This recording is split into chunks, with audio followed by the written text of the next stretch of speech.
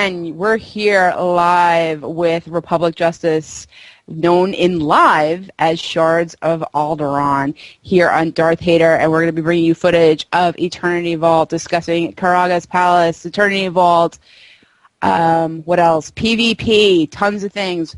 Get into our chat room on Twitch TV at twitchtv.darthhaterlive, and you'll be able to ask them all kinds of fun questions.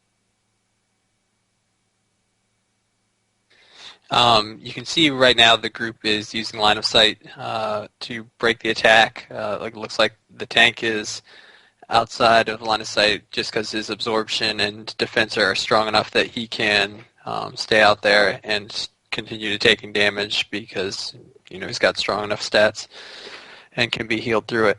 Everyone else needs to get out of the way just so the healers can keep up with it. After that phase, you run out, do DPS, and he'll go through his different sequence of attacks. He does the swipe that knocks back the main tank, and that is a cleave included, so you got to have him turned away from the bulk of the DPS melee group. There's a stomp that stuns the players that are within the radius of that. I believe it was 15 meters. After that stomp, he'll do the phase where he does missiles to every player that is in line of sight, and you'll have to jump back behind the turret to break line of sight again.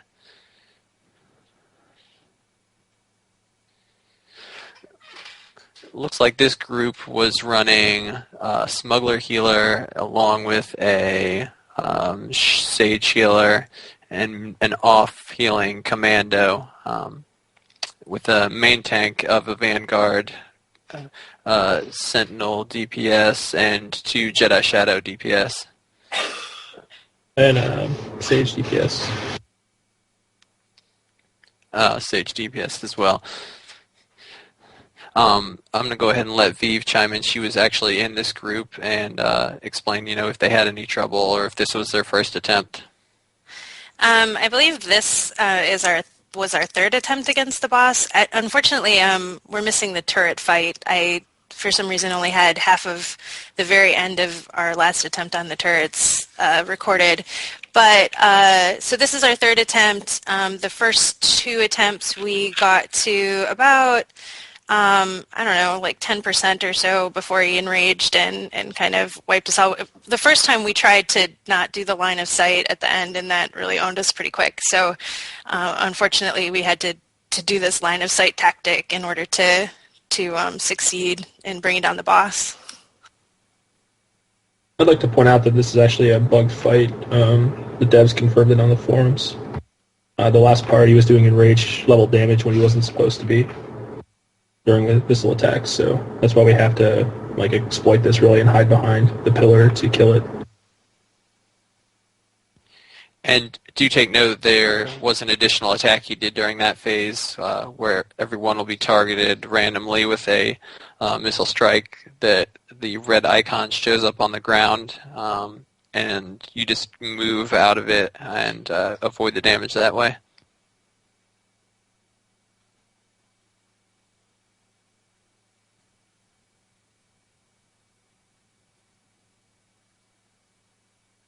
We have one about the difficult. What's the difference between in difficulty from Nightmare and hard modes to the normal mode of this particular counter? I didn't notice any mechanic changes when we did them in previous builds. We tried to do Nightmare mode of this fight, but we couldn't zone back into the flashpoint or operation afterwards. We got a lockout bug, wouldn't let us zone back in, so we couldn't really test it in the last build that was up.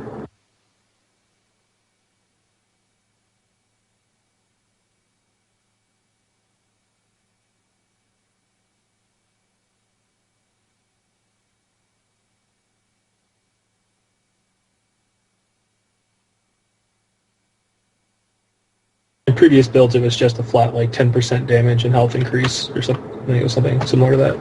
That's all the differences were. At this point in the video, you can see the that no one is outside taking damage. The tank will pop out every now and then, just because he is because of the bug. He's in enraged mode, so anyone who is in line of sight takes huge amounts of damage. This was the confirmed bug by the devs, so this tactic won't be needed in the live version, or it shouldn't be. The group should be able to essentially just stay out for the last phase and burn him down the last, I believe it was 10 or 9%. You'll see how fast people actually get killed when they step out. It's like 3 shots and then rockets. There's a question from the guys. Did you guys notice any, this is from DJ Mantis, by the way, did you notice any variation between the tanks in terms of healing? Like, you know, an assassin tank versus a bounty hunter tank versus a Sith Juggernaut? Or, you know, on the Republic side, of course I get that wrong. Well, I don't think we have any of our healers here, but, I mean, Jesus was really well geared for us. I mean, he's probably one of the best geared tanks on the server.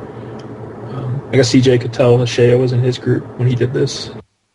Yeah, our group went through with a Jedi Guardian as the main tank, and due to the gear difference, that she had a little more trouble with staying up and was taking a little more damage.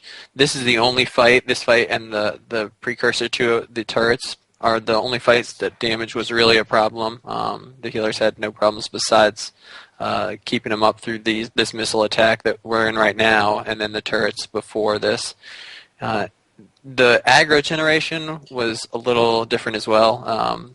The Knight did struggle in terms of keeping aggro sometimes. So we had, I think, 2 bosses where people pulled aggro of the boss from the Guardian, whereas I don't think you'll ever see this problem for the Vanguard, or at least not the one that we're watching currently.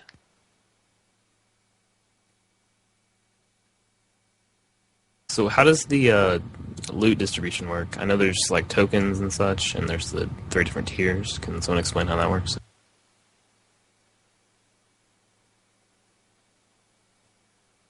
Yeah, I'll go ahead and explain at least what we experienced. There are crystals and commendations that drop with every boss, and everyone's able to collect, as well as items like you can see the gloves and hats. And then there are also tokens for specific pieces of gear. I believe Darth Vader does have a article listing the different tiers, Kalumi, Rataka, and one more. I can't remember off the top of my head.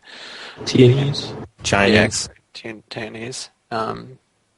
So you'll do, I think it was an average of like 3 to 5 purple items, as well as some crafting materials. You could see that just were looted, the biometric crystal alloy for the endgame crafting stuff. We had some problems with looting. The chests wouldn't allow everyone to take items out. Some of the chests throughout the instance were bugged and having a lot of trouble with them when we were trying to do it in the last previous build. Oh, that was a bug for just you guys, I think. We had no issues with people getting the loot out of the chest when we ran it. It just came up for rolls just like normal. I'm not sure if that's, it'll probably be fixed by launch. Where's this blue and black color crystal come from? Because I want that. It's the Battle Master weapon.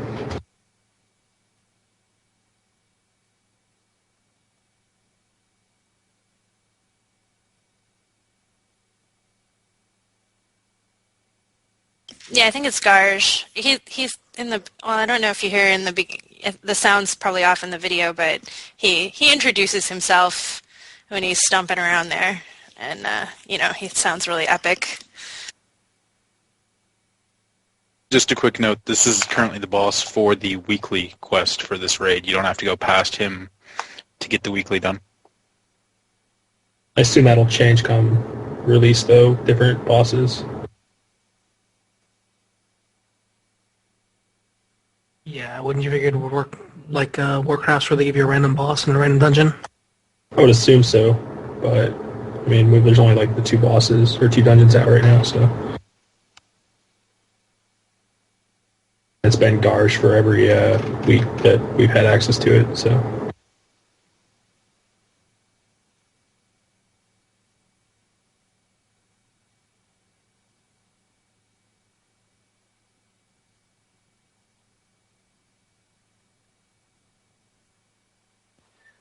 Yep, I'll go ahead and just explain a little bit. So you see him doing the jump animation. That is one of his primary attacks. Anyone in melee range will take a stomp and a stun. So anytime you're in melee range, you got to run out and just let the tank take that damage. The fight when we did it in the most recent build felt a little undertuned. It was pretty easy and the damage was pretty low, so I think actually with this group some of the people did stay in through the stomp. I don't think that'll be possible once it goes live, at least not with the beginner gear. The main tank, you'll see Jesus jump out there and he'll go ahead and turn the boss again. It does have another cleave, so anyone in front will take damage additional to the tank. You see the melee DPS jump in behind, and when you get the system message that he's going into a frenzy, he'll do one jump, and after that the next platform that you're going to fight him on will spawn. You'll run across the bridge stones, trying to avoid the fire as much as you can. If you step in it for a few seconds, it won't be a problem. The dot isn't that strong, but as you accumulate more of the dots, they stack and can actually build up to some pretty significant damage. So the main tank, the strategy we did was when we'd bring him across, the main tank would get him on a corner, because he will do a knockback and send people flying into the lava, so you want to have as much space as you can behind you to land on the island. In this build, we noticed that the knockback had been a little down to turn, so that it didn't knock you back quite as far, and we didn't have as much trouble as people getting sent far into the lava and accumulating a lot of the debuffs from the fire.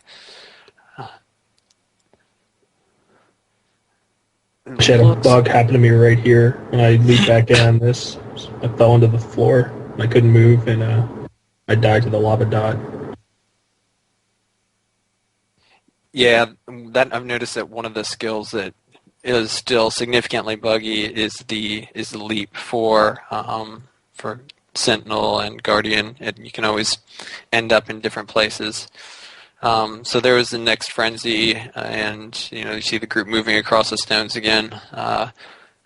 Looks like that time they ended up with the tank, everyone having to run underneath the mob to get to the next platform, which isn't ideal because he will still be jumping and pouncing and doing that damage to people who are trying to move across to the next platform.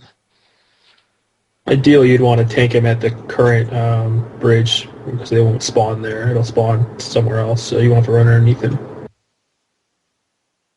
We got another question from DJ again. Did you find your group utilizing a lot of the consumables for the operations, like the flasks in Warcraft?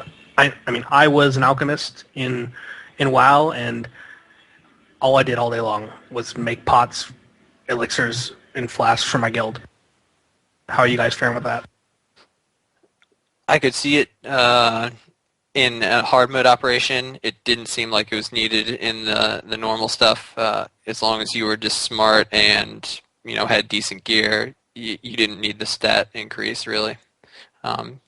We did find that using these the AoE heals from the sages, that you see that golden ring there, is such a massive help in terms of dealing with just the minor damage that the stomp does or the swipe does.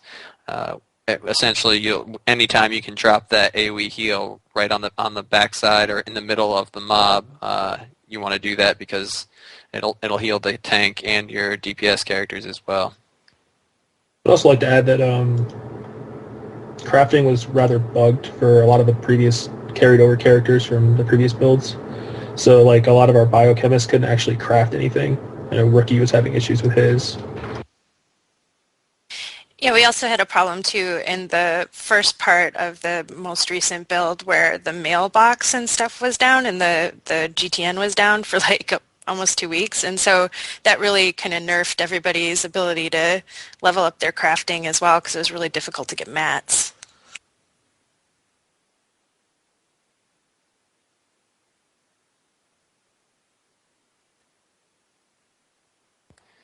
So as you can see, there haven't been any real hairy situations for the healers. It's been pretty simple.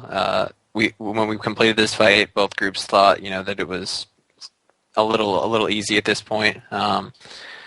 It's kind of hard to judge just because our guild did end up being very well geared because of the ease of getting PvP gear. Really, we all had numerous pieces of the Battlemaster gear which didn't have the Valor requirements when we collected it, so it'll be a little harder to get come live. But I would say that they're almost geared well enough that they could be trying and maybe even completing some hard mode operations, I would think.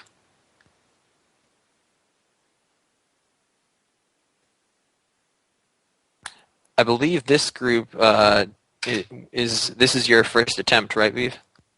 Yeah, this was my first time ever in EV at this, so yeah. And I foolishly respec DPS from my hybrid tank spec and don't ever do that right before a raid because I didn't know exactly how everything of all my new exciting DPS abilities, how they worked. You also notice this fight, we're actually ignoring the stomp mechanic here. All of the melee are standing in the damage to just do more damage. So you shouldn't be able to do that with normal levels of gear for this content. Do you guys feel that the specs are a lot more forgiving in the easier modes? I think the normal modes are tuned fine for what they're meant for. Entry-level raids, they're not very difficult. Hopefully they add new mechanics and stuff to the harder difficulties.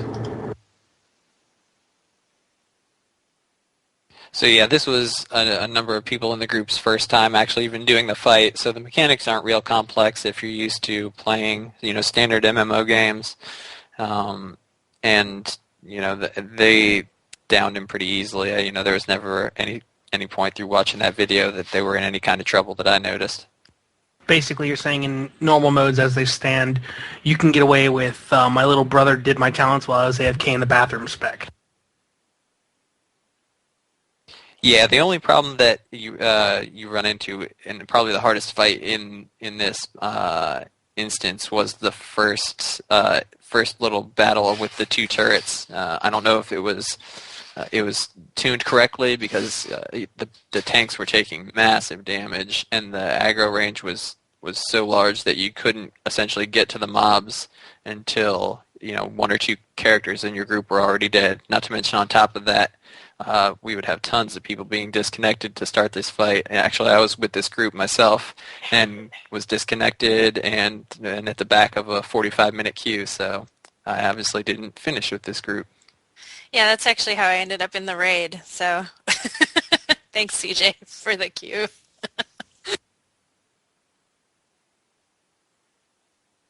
I have to assume that those turrets were bugged and doing way too much damage because they shouldn't be doing 5k a shot or something. That's what I was taking from them. It's a Sentinel. It was a little overboard. Even our tank was getting killed in I think 2 or 3 seconds by them.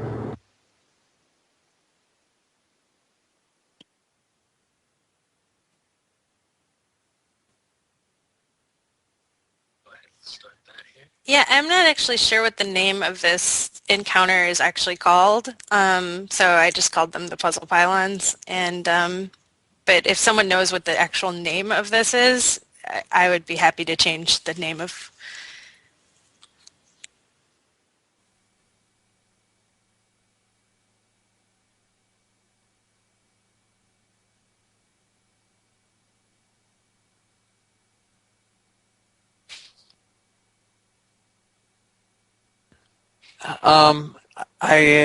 It's a pretty basic fight. There's not much of a boss. I'm not sure.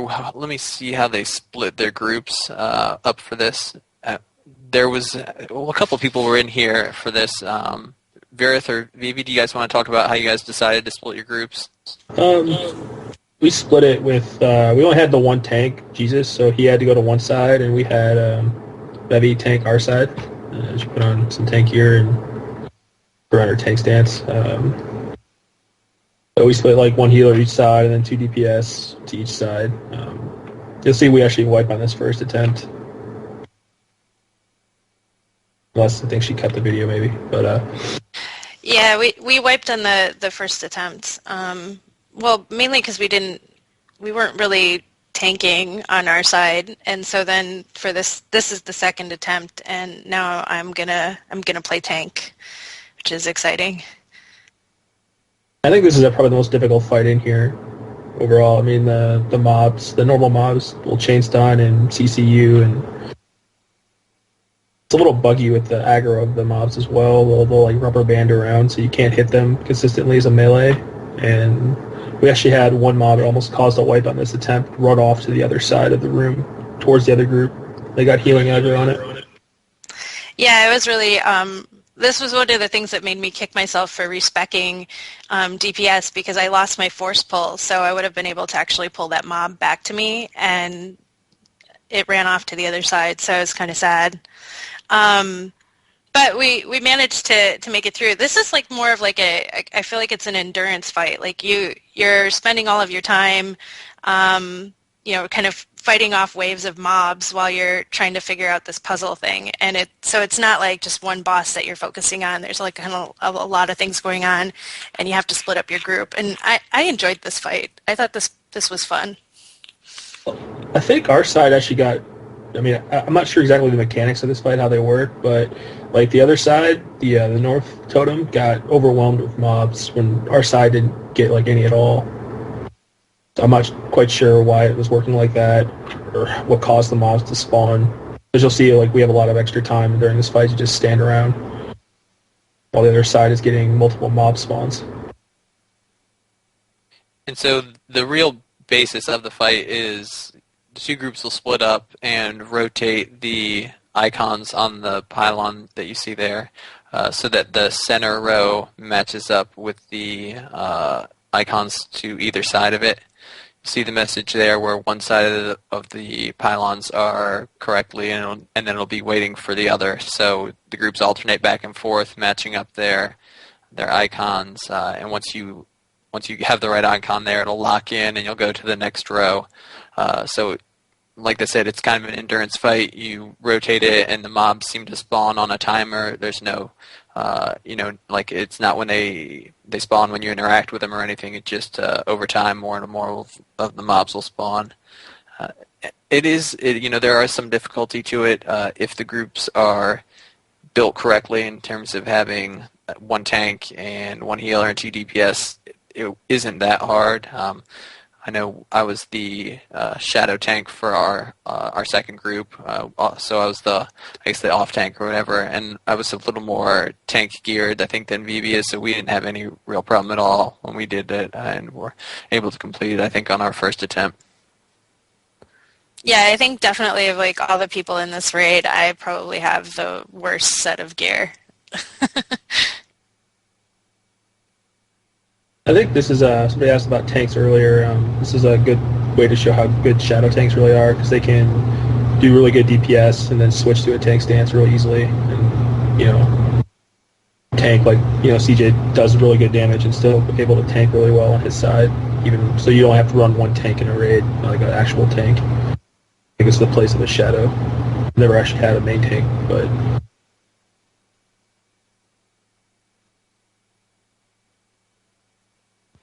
Even when I was in my with my shadow with my tanking gear on, though, it definitely is lacking some of the defenses compared to the Vanguard and Guardian, at least in my opinion. Is there another fight where you have to fill out a crossword puzzle?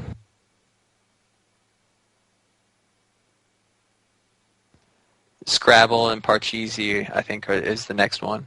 Oh, nice. Because I've been practicing my words with friends, so yeah. Because I knew it would come in handy for raiding.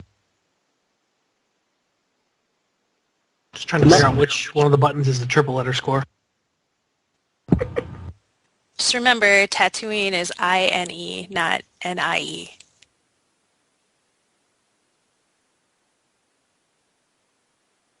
And I wish we would have paid more attention and figured out which is the best way to rotate the terminals, so that we'd know which one was the fastest, because they have, I believe, been the same every time our groups went in.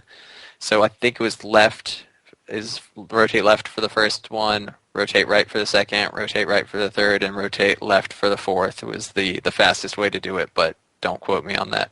I'd have to look at the stream you guys had, but I think they were different between our two raids. I mean, I'm not 100% sure on that, but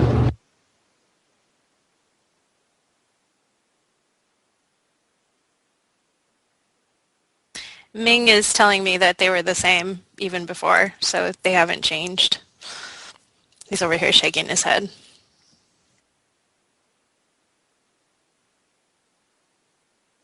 Oh, and a thing of note for this fight: don't rotate them. Don't have both groups rotating them at the same time. A couple times we bugged it out by having the system message pop up for both groups at the same time, and it just wouldn't allow us to rotate one side or the other. well, that was in a previous build, though. I mean, hopefully they fixed that. Like, at this point, the other side's already wiping, so we could have run over there earlier than we did, because our side is already locked. You'll see that their scoundrel vanished out, and he ends up completing the totem on that side and allowing us to loot the box even after we all die.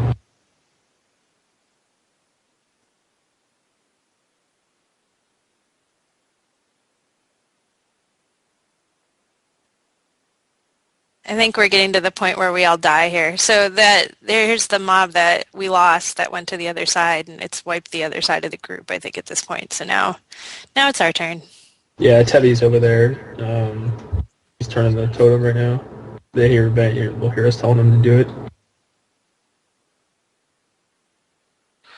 It is significant in this fight that there are no mobs that are crowd control resistant, so we were chain stunning and using any kind of crowd control you can to buy yourself more time to rotate the pylons if you get to the point where you're in danger of wiping.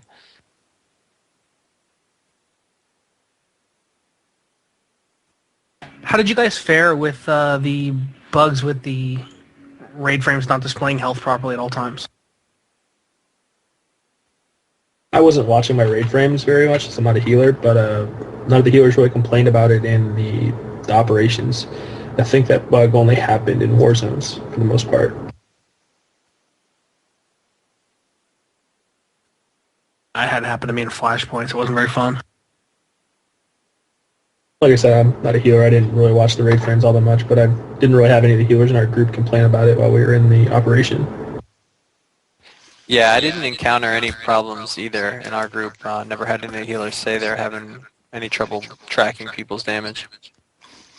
Hey gang, it's Ming, healer full-time. Vev and I were sitting here, but in regards to the raid frame bug, unfortunately it is something that you do have to kind of be aware of going into it, and the only counteraction to it is to kind of continuously toggle watch for damage, and AoE can always bail you out in a pinch, and just kind of watch who's taking the heals well. How much trash were you guys seeing in this place? There's a little bit between each fight, but not an overwhelming amount. Oh, and there's one of the best features in the Flashpoint, the speeder that takes you essentially to the last boss that you killed. Sweet. But you guys don't like the AQ40 run? Who did like that run? Of course, along with this speeder came a bug that people would randomly drop dead just at any moment in this raid. People will die on their speeder, and you'll see their body just cruising along. Yeah, there's also a point in this ride where I actually end up in combat. You'll see me take my lightsaber out. It's pretty funny. And I think Jesus actually died on one of the light speeder journeys, so it wasn't completely fixed. But he landed dead. Oh no. And he rose again. Yeah. He's got an knack for doing that. So there's like the snow fight, and then the lava fight, and then the grass fight. 'Cause that's what it's looking like. Yeah, those are the first 3 zones. I really hope he didn't record the first part of the next fight. Oh, the part. Yeah, I recorded that. Sorry. Did you Like have- this part. This part. Yeah. No, I the part of the duel fight. Oh no, Where- yeah. That whole thing is on there, Berth. No worries. Just one person manages to screw up that next fight, which, we currently have in this chat. In my defense, they used like one of our main skills, and I couldn't use it during the fight. And I didn't really realize it at first, so. It's actually pretty entertaining if you go back and listen to it with sound later on. The sound actually is what makes it pretty funny. Trash seems boring easy. Are you guys disappointed by that? You have to remember that we're also all of us are over geared for this. Normally, you would be going in here with pretty much an average rating level of 136, which is like the top is 140. So I mean, we're all over geared for this content, except for maybe Bev. She's a little under geared since she re-rolled her character after she hit 50. I have some raid pieces, but I didn't go on the like flashpoint bender that everybody else did when they hit 50. I instead rolled a scoundrel.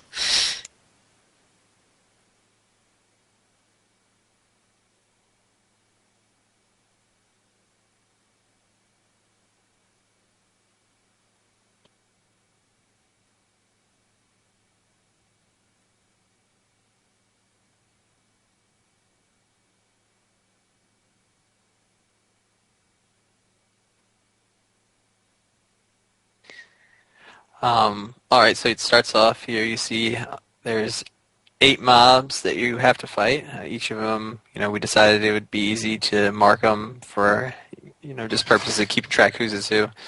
The group will split up and each take a target. There are assassins, juggernauts, and marauders, and they each have a couple different skills that they use, and none of them really presented too much of a problem for the individual that was in combat with them.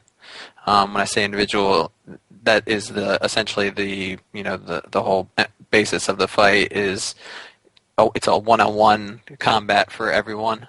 So you are locked in your combat with your specific mob, and you get a buff that I believe is called Duel of the Fates. Essentially, no one can interfere in any way, shape, or form with you while you're in combat with your assigned or specific mob.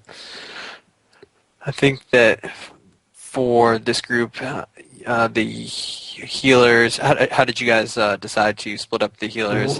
We put with the the healers on the lowest health one, which in retrospect was probably a bad idea since they tend to do the most damage. Deceiver didn't really have too much of an issue, but on the actual kill attempt, Tevi dies. Then we had to kill his mob afterwards. We noticed that if it was a little buggy still, or maybe it wasn't buggy, and we just didn't quite understand the mechanic, that sometimes if you end up dying to your mob, the debuff drops, and then someone else can pick up your mob and kill it after that. So it'll take a little more looking into once we get to run this fight again. But I believe that if the person that is in combat with him dies, someone else can actually pick up the combat and continue the fight after them. It seemed really specific in terms of who ended up having trouble. Maybe it was the undergeared people, or against a specific class. I think that so you guys didn't have any trouble besides the first time you did it, and that was just because of a odd circumstance with one of the skills being used. Well, yeah, basically the Zen skill for Sentinels, with the spec I was, it lets lets me heal my group for like 1% of their damage every time I crit on a dot, and it auto crits the dots as well. So, and it's important to note that they don't get the debuff, but I do when I heal them. So I couldn't do anything to my mob, but they could still damage theirs when I was healing them. Yeah, so the debuff is, it says if you do interfere with a fight, you get a debuff where you can do 0 healing and 0 damage, or maybe it's 1 healing, 1 damage, whatever it is. It makes the person who is trying to assist them essentially worthless. Which is what happens to me in this fight. I end up not being able to kill my mob, and it just despawns. You can see on the one on the target there on the left of the screen.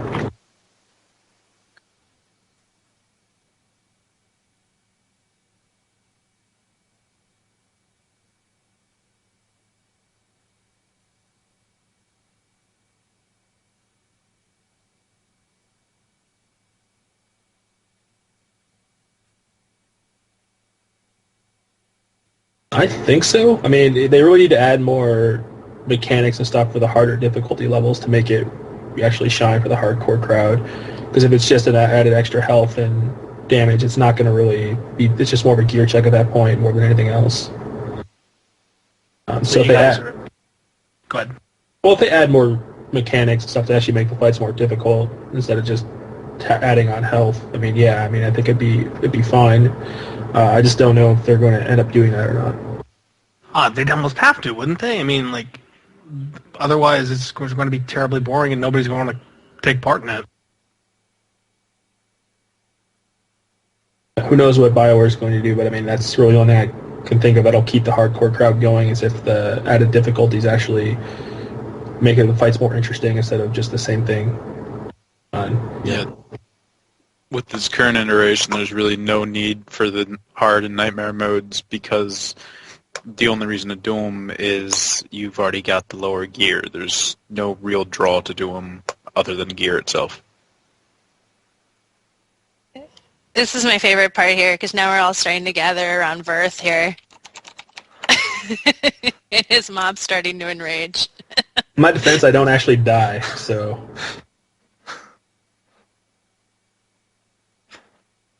Just kind of despawns when I jump on the cliff.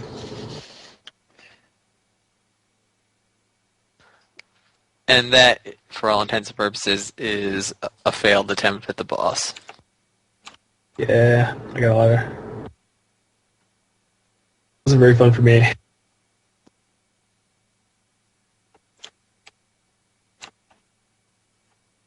We're going to do it again, and we'll end up crowding around Tevi while he dies over there, and we'll kill it after he dies. From a healer's point of view, this fight looks like just the most terrible bang your head against a wall thing I've ever seen. I think Tevi was doing it wrong. He wasn't kiting at all. If you watch Deceiver during his fight, he kites his mob a lot, so he doesn't take nearly as much damage and allows him to kill it faster. While Tevi was just standing there in the just eating the damage and trying to heal through it and do damage at the same time, which doesn't work. Do you think it's to deal with the fact that scoundrels don't really have that much range to it? They've got just as much range as any other class. I mean, he could kite it out of melee range and do damage while he's stationary. Because I believe his mob does like the Sentinel and the Jedi Knight move, Master Strike, the channel damage. I mean, Yeah. you can watch in the back. Tevi's just standing there eating the damage while Deck is running around kiting it. Yeah, Deceiver's the one that's to my right here, and he's kind of cutting. And also, too, you'll see Escoto in the far back, like at some point over here by the door with her mob.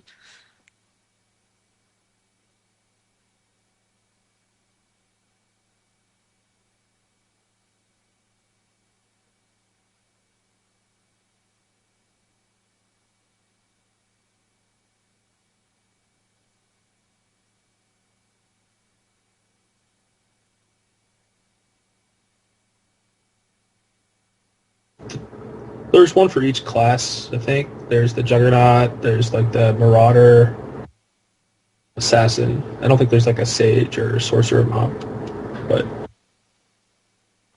Yeah, there were just the 3 different varieties.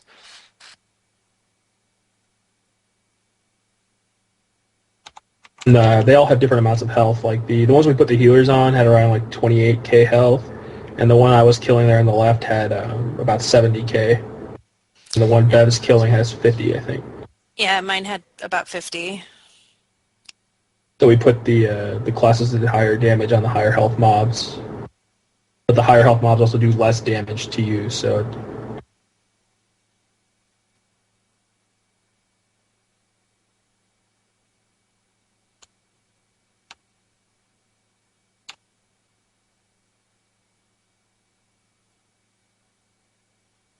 We did notice in a situation like this where there's only one character left fighting, you can make one attack without getting the debuff, so everybody in the group could essentially, do a 2,000 or 3,000 damage hit, and all of them would count.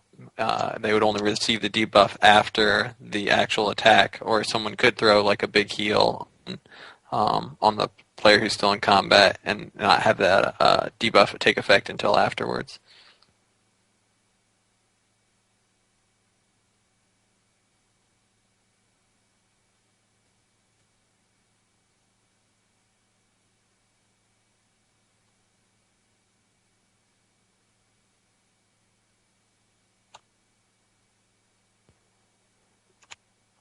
Now, do you mean just specifically Juggernauts? Because I know when I'm in tank stance, I can put shield on like a Vanguard or a He couldn't guard you back, is I think what he's getting at.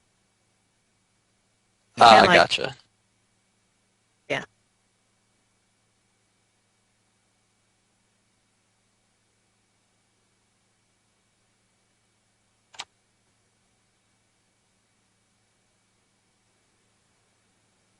For us, it was extremely bugged, yes.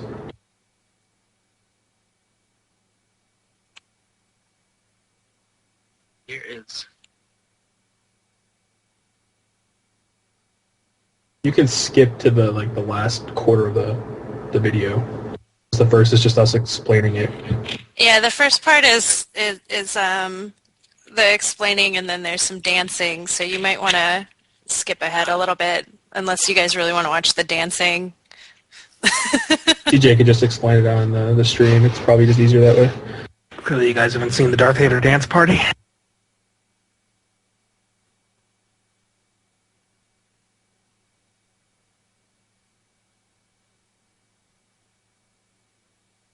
I'll explain the fight. We actually got to the second phase of it in this current build. We did complete it in another build. The fight has changed significantly since then, so I don't think there's much point in explaining what happens after, too far after what you'll see in this video. Essentially, the group runs in and starts the combat. And I don't believe there is any significant attacks other than the lightning, which I believe does a knockback, which causes the bug. Anyone who gets knocked back has, like a 50% chance to fall through the floor and will die, take fall damage and die. So you can't really do the fight the way it's set up right now, just because people keep getting bugged. After the first phase, our group, I wish we had the video I could show you, essentially the middle two sections of floor fall down, and you'll have to work your way around the outer ring, dropping the platforms down by attacking those little glowing pyramid icons that you see. So the floor falls through, you attack the icons, and that'll drop the section of floor that you're on. And so you essentially just, platform your way down by knocking those icons down. They have 10,000 health, and jumping from platform to platform. We weren't able to get past that phase because of the characters were bugged. We could only get one or two people to that point because people kept falling through the floor. So I wish I had more to tell people about this fight and explain a little more, but unfortunately we weren't able to get any further than this. Am I the one that gets the Kill Jaden Sunwell vibe from this fight? No. Yeah, I get that too. Those AoE lightnings that are in the background there, they did a small amount of damage and then slowed characters, from what I saw. Oh, You'll see Rich King. You'll see people just dropping dead, in the group, and that's the bug. They're just getting knocked through the floor. Stay out of the defile. I think that's exactly what I was thinking. I didn't even raid Lich King. I quit.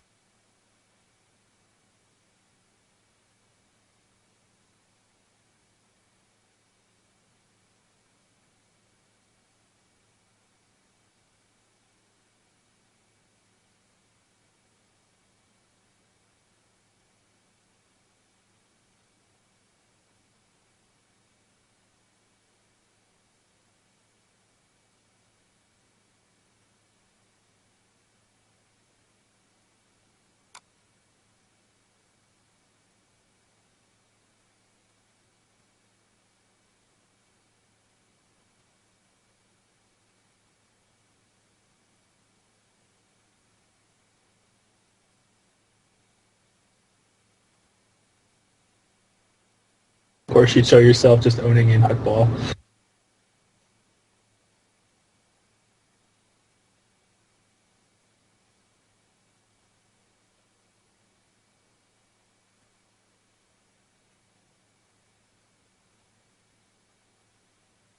Republic Justice pisses me off in PvP. Holding the ball You're welcome. right at the goal line with 5 goals left. Come on. Really? The only way to get medals, The like, medals. if you score that fast, you get like 2 medals. Yeah, you'll No. see. I bet You in got this 5 that points. they'll and then only you get just hold the ball there. they'll probably only get 2 commendations each, because you can't build any damage, you can't build kills, you can't build healing stats, unfortunately. So the only way to really get a lot of commendations in Hutball is by camping and killing people.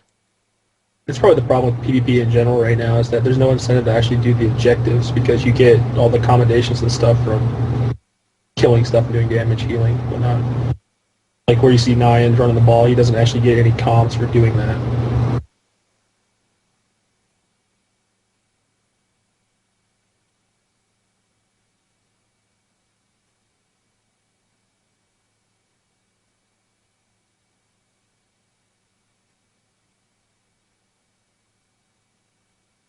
You make me cry.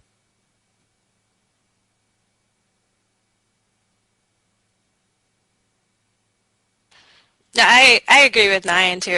I put up, we don't have a 3-minute hut ball, but we have a 5-minute hut ball. And where we lost 2 minutes.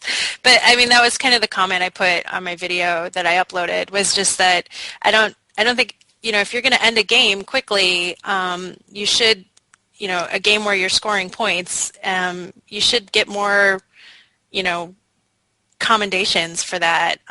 There should be a higher reward for the shorter amount of time in a timed game, but that's just not how the way it's working right now, which is unfortunate. And I don't like farming people at all. I think it's unsportsmanlike. Well, it's the same in all the war zones right now. I mean, the objectives very rarely pay off in actual accommodations and whatnot. Yeah. I can see Bioware's stance on trying to reward you for close games, but if it's a blowout, you gotta give them something. See, my goal was just to kill Saints of the Old Republic as much as possible.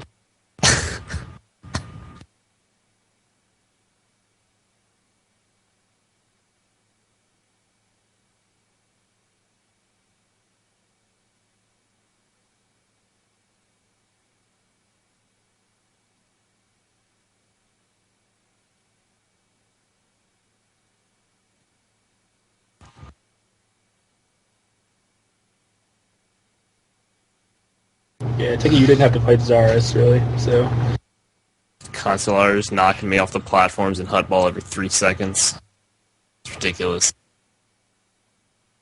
I was enjoying it a lot more before they cut the hot in half for the scoundrels and operatives.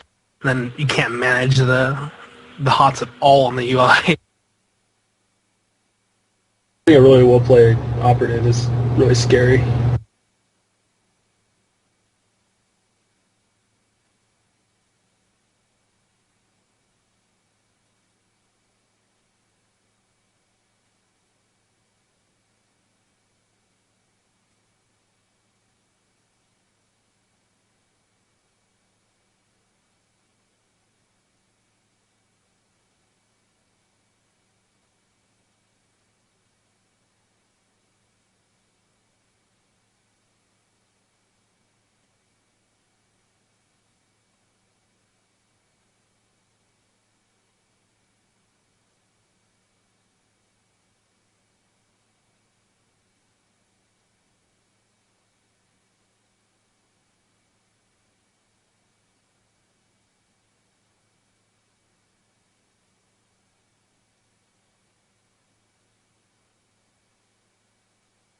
You mean in PvP, right?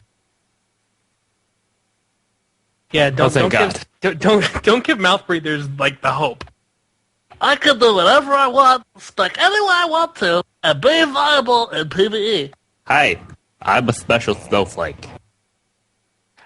In truth, with the ease that people were able to, that we were able to do Eternity Vault, a number of the players that you watched were hybrid classes. I'd imagine it's going to be a little harder come live, but Normal right mode, now, though.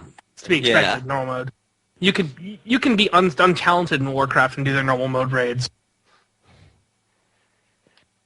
I'm nervous that the raids are not going to be hard enough to warrant people really spending a lot of time on their specs, and anybody will be able to just step in and even do some of the hard mode stuff.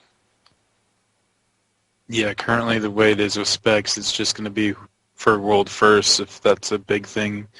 After that, even pugs should be rather lenient about what they require people to be.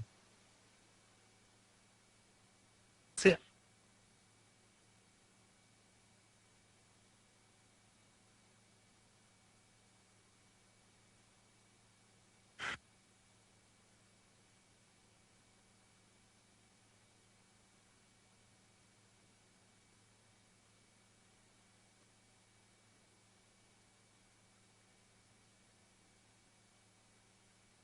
I will say in these videos, it doesn't look like this group has faced any kind of real stiff competition. You've noticed their 12s to 22s are essentially the levels they're fighting against, and with the expertise gear and the higher end gear, it's not really a fair fight. The bolster system is a good idea, but it doesn't make up for it.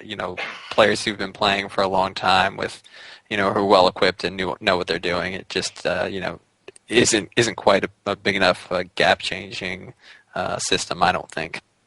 Yeah, I was gonna ask that your opinions on like bolster versus brackets. Like, I'm very, very pro bracket. I think bolster was horrible, especially when half your team was sub level 14 and had no sprint. Well, the weekends were terrible. Oh, Yeah.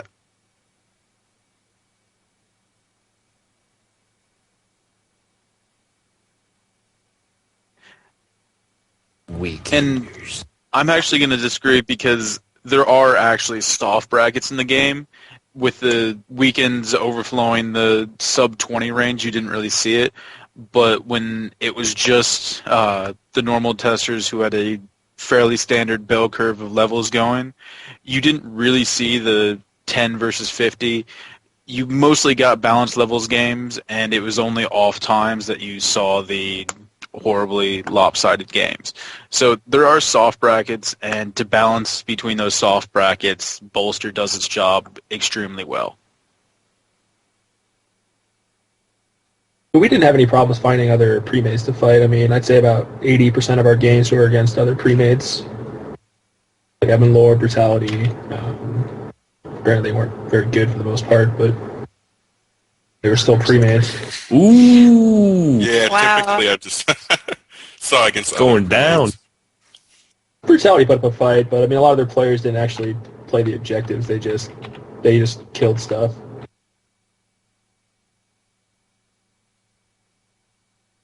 Well, yeah. So I I mean, thought they just they liked lost grab all round. games.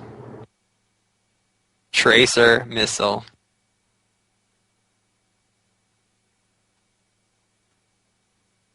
Well, I think the other thing we need to speak to too is there's a bit of a population imbalance on Darth Malak too. I mean, there are definitely a lot more Imperials than there were Republics. Their queues were a lot shorter, so our pre-mates were often fighting the same groups of people repeatedly. So we would keep seeing the same teams, but obviously they had to wait a little bit longer than us. So. And Joel also got hotball a lot more than us.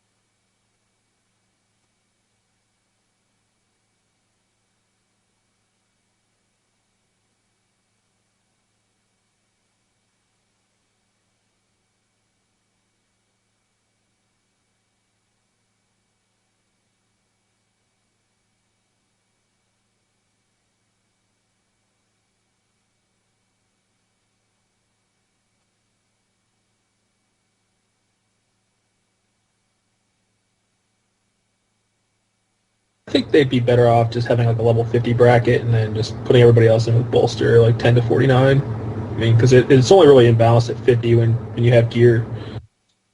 I agree. Level 50 is definitely a large discrepancy. As long as they bracket the 50 off from the rest of the people, I can see the current system working fairly well, maybe with a couple of small tweaks. It'll also solve the problem of people not having enough war zones being up for the lower level brackets like in WoW. And I haven't played it in a while, but it used to take forever to get lower level PvP going in Warzone or Battlegrounds or whatever. Anybody disappointed about the lack of any sort of twinking because of the lack of brackets and such? Did any of you enjoy twinking at all in Warcraft? You can still twink to a degree because bolster, I mean, it does take in your current stats. Like a level 10 does a lot of damage, actually. They just don't have the abilities to make up for the, just the lack of abilities really hurts them. But their actual damage is quite high. Yeah, you'll often see classes that have spam a high damage attack, even if they're not 50, putting up really significant damage numbers at the end of a war zone. 200, 300,000 damage, and only level between 10 to 15.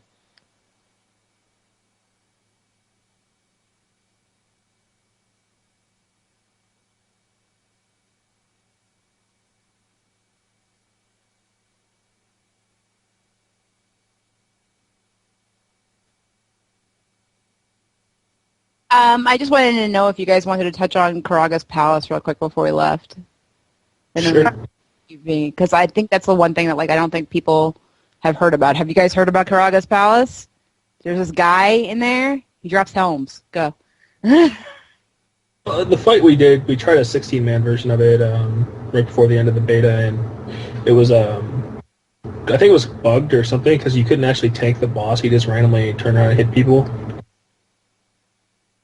So we didn't actually kill it, but it just seemed like a broken fight for the most part, and you could skip most of the trash in the operation. Like, you don't have to kill 2 trash packs. The whole thing. Some of the trash in there was a little trickier than, some of the other trash that we'd run into, where they used, there'll be a healer, you have to keep under wraps, and they're using special abilities like snipe and things like that. So we got owned by that pack of trash. Yeah, and they're a lot closer. But I mean, so we'd have 2 players, interrupting abilities and stuff on each mob. But yeah, it's a really short instance, super short. I think a lot of the problem was we tried to do it on 16-man instead of 8, and the 16-mans I don't think were actually very balanced at all. Even the 16-man version of EV was a little difficult. The trash and stuff was fairly hard. So what do you guys think of the Endgame overall, the PvP and the PvE stuff on Ilum? What do you think? Do you think this is going to be enough? Do you think it's too little? Does it need more? Where do you think the weak spots are? Where do you think the strong points are? I thought the world PvP on Ilum was rather pointless, other than to get the daily quest to get the box, and that was pretty much it. Ilum was really bad. Very bad.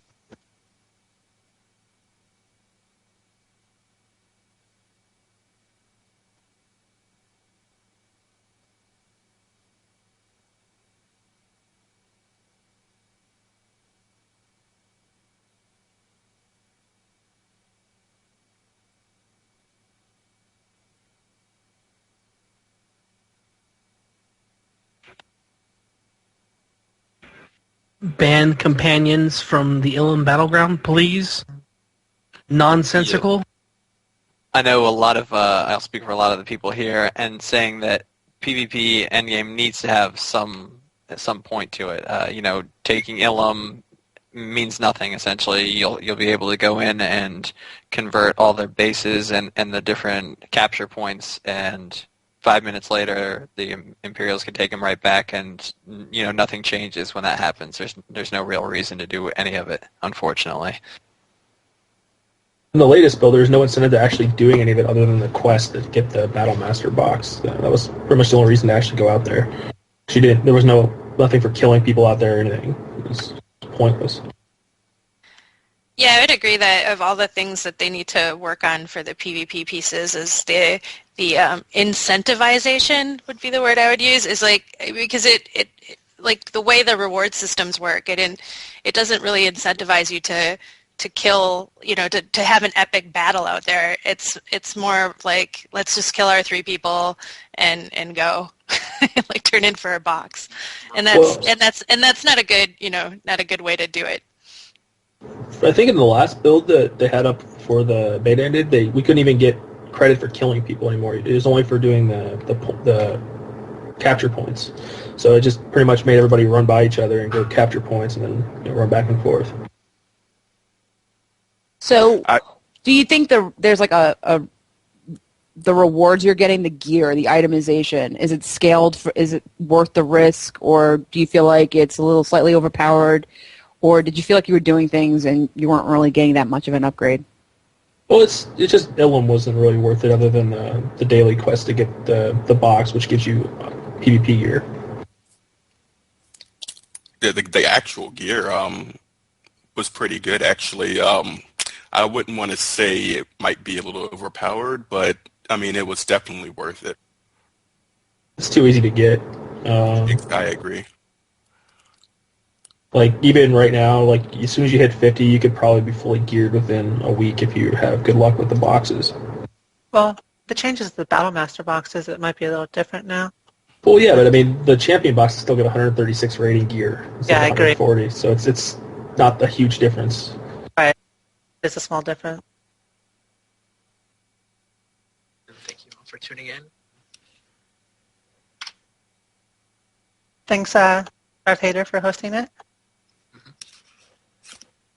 Yeah, thank you for hosting. Of course. Anytime. Thanks again for taking the time out to show everybody and give a great tour of Eternity Vault.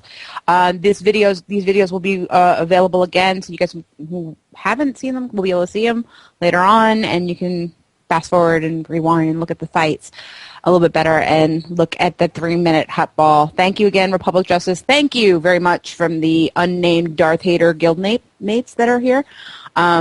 I don't have names yet, but yeah, thank you very much. And hate on, and we'll see you guys soon. Unfortunately, we'll be on the PvP server on the West Coast, so we won't be able to get beat up by Republic Justice anymore.